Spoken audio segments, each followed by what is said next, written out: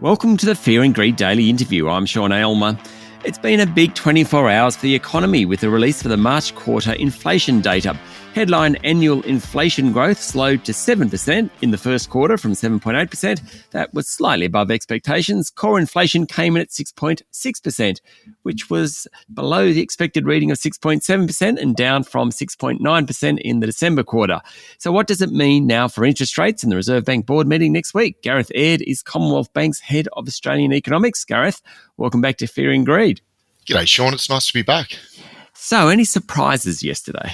Look, the numbers only came in a little bit off where we had them pegged. So the headline CPI increased by slightly more than we had on the quarter. We thought 1.3%, came in at 1.4%, albeit we had the annual rate at 7%. That's where it landed. So on that measure, very similar to what we had expected. And most of the components came in line or there or thereabouts with what we had.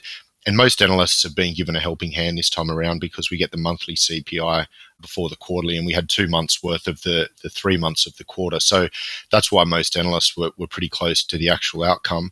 Where, I guess, the biggest surprise came, though, was on the trim mean, which is the RBA's preferred measure of underlying inflation. That increased by 1.2% on the quarter, which is a little bit where we in the market were expecting, which is 1.4%.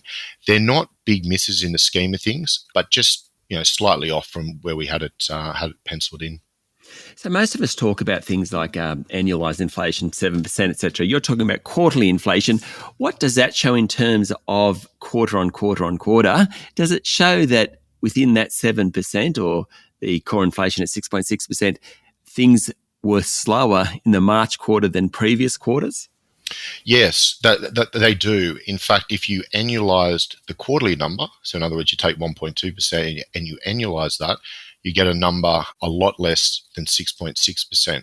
So what you can then infer is that quarter-on-quarter rate was not as strong as the previous few quarters that we've had. So the rate of inflation is slowing. It's a good news story.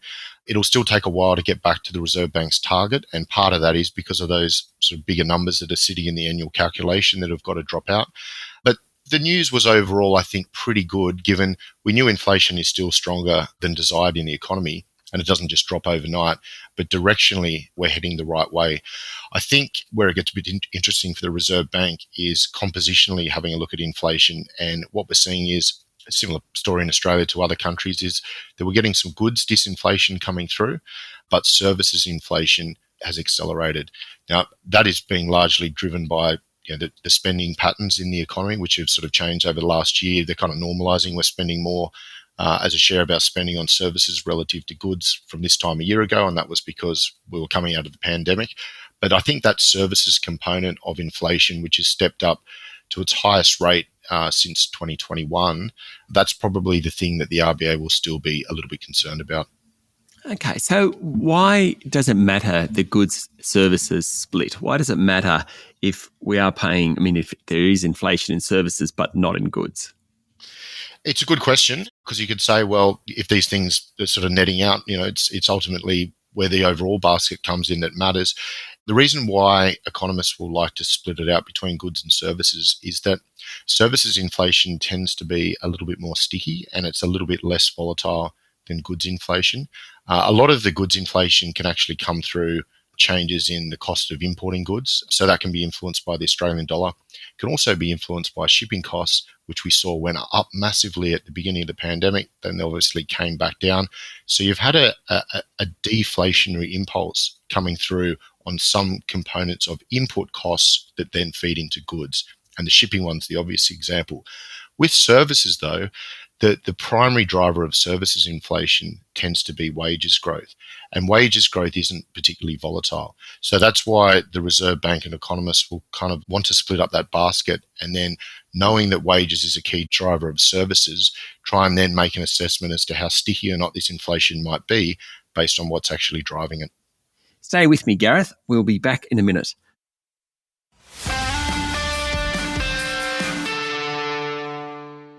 I'm speaking to Gareth, Head of Australian Economics at the Commonwealth Bank.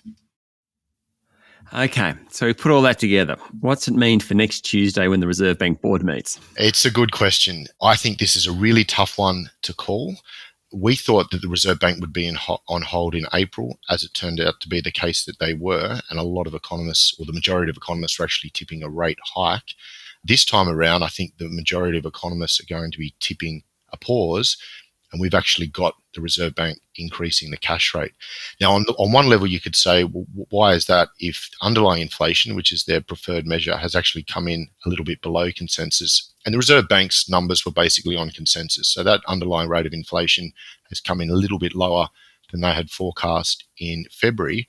I think what's important here is to consider that the Reserve Bank still has a hiking bias. So even though they paused, they said in the minutes for the April board meeting that they still think that they will be on balance raising the cash rate again. The other thing too, which I think was quite interesting in the April board minutes, is that the Reserve Bank spoke a lot about population growth, and population growth coming in stronger than they'd been anticipating, and that being an inflationary force.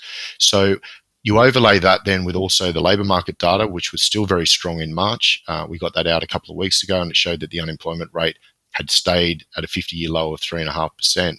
Then we think that the RBA in their own mind still has another rate hike in the pipeline, and that inflation rate today, as particularly on the core measure, just wasn't quite soft enough to see them on hold. And the Reserve Bank will also put out a new set of updated economic forecasts out next week following the board meeting.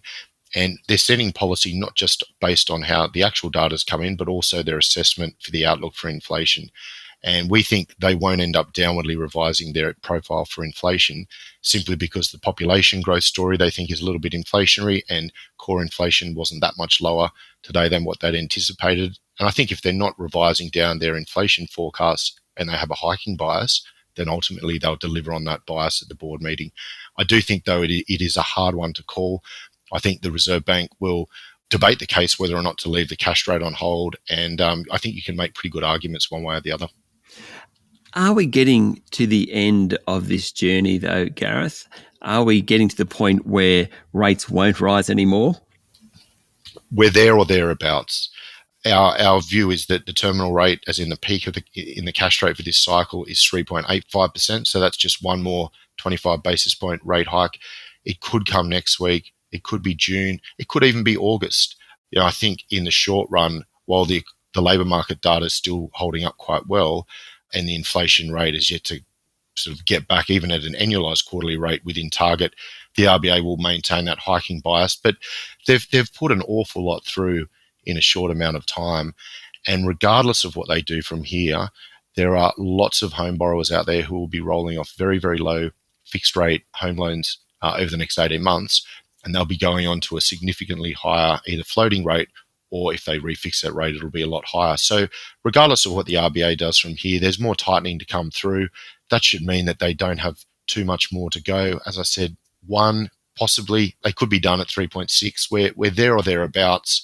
And I don't think it'll be too long, actually, before we end up talking about when will rates likely come down. Because if the rate of inflation continues to come down, and the lagged impact of rate hikes continues to slow household spending, which will ultimately then act to bring the rate of inflation down, then at some point the Reserve Bank will say, well, we don't need a cash rate as deeply restrictive as it is right now because we don't want the unemployment rate to go up too much.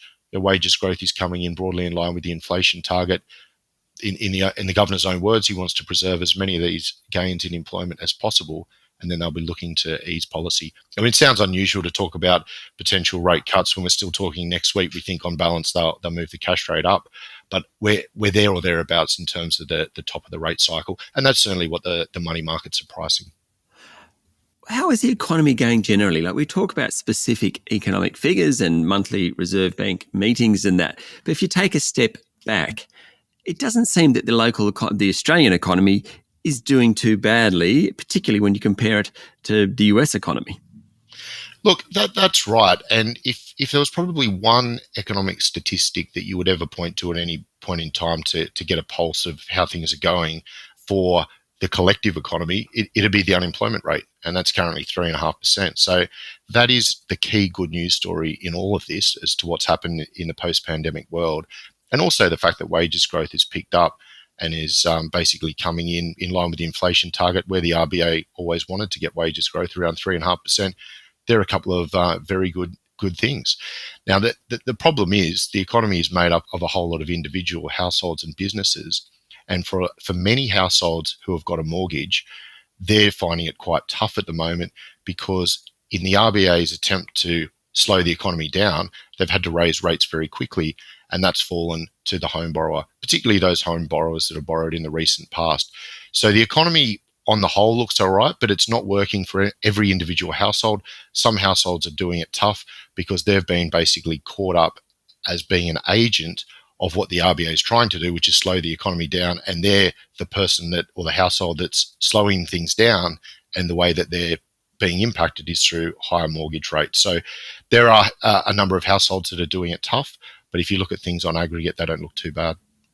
Gareth, I do have to ask you about house prices because in the last couple of days we've had a couple of your competitors, economists from two of the other major banks, come out and say, look, we don't think the housing market's going to be house prices will fall quite as much as we thought they would. In fact, I think they've both said they're going to stabilise.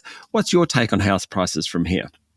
Yeah, look, the last couple of months of home price data, I think it's surprised almost every analyst because we saw home prices falling quite sharply through last year because of the RBA's interest rate hikes. And then the RBA's still been hiking the cash rate through the early part of this year, and yet the housing market stabilised. And that's not intuitive. Normally, home prices would continue to decline given those higher interest rates. But I think what's happened is population growth has been so strong with residential construction coming off that you've ended up with an incredibly tight rental market.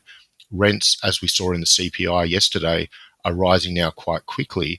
And so for a potential investor, they're seeing an asset there that has a cash flow which is going up. So they're more willing to then buy that asset. And equally for an owner-occupier, if they're not buying a home to live in, they're probably renting, and they're seeing strong growth in rents is not something that they like because they have to fork out more for higher rent. So you're now getting more people willing to transact in the housing market. That is seeing prices stabilise. You overlay that then with a central bank that's basically said, we're very close to the top of the tightening cycle, there or thereabouts. And I think you've just got more people now willing to transact in the housing market. So we haven't yet put out a new set of home forecasts. We previously thought the peak to trough would be around 15%. It will come in less than that. We've said we'd put out some new numbers on Monday when the CoreLogic figures for April are published, and we'll only be revising those forecasts upwards based on what we're seeing in terms of the trends in the market right now. Gareth, thank you for talking to Fear and Greed. It's always good to chat, Sean.